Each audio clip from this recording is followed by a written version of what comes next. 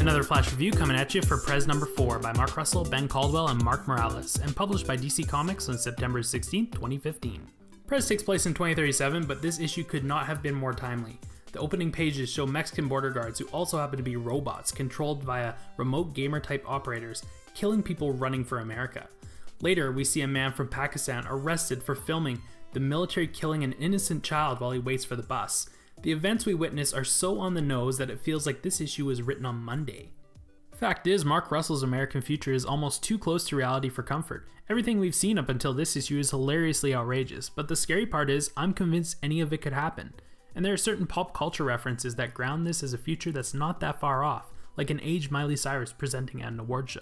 The dialogue in this series is wordy, but it still holds my attention, and I find myself glued to the page. It's like a millennial take on House of Cards without all the seriousness. It's strange how this comic can make me laugh while horrible things are happening panel to panel.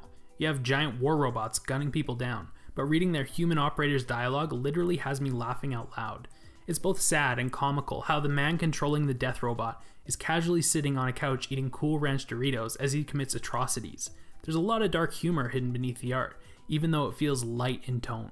There was actually one page which I found very touching. After an infuriating exchange between the news anchors on television, Beth is distressed from the day's news, to which someone replies, "Come on, you're a big girl, this goes on every day." Beth turns back and says, "I know, it was just never my fault before." That moment of realization from her is a touching moment and forces the reader to stop and reflect. In addition, there is so much emotion in the faces of each character, the dead gaze of the news anchors, the helplessness of a man being taken to Guantanamo Bay for a silly crime, and the distress of the hurt mother. One other observation I have is that the rebellious nature of Beth on the covers of each issue do not match up with her actual personality in the book. For the most part, the teen seems to come off as overwhelmed and in too deep, but on each cover she asserts domination and confidence. I suppose it's a trivial thing to note, but it did stand out to me. Right now, I wish this wasn't a book with only 12 issues and could continue at this quality level forever. I have so much more to say, but I'll dive into an in-depth discussion when this story arc concludes. If you like this review, please make sure to like and subscribe and let me know your thoughts on issue 4 of Prez in the comments.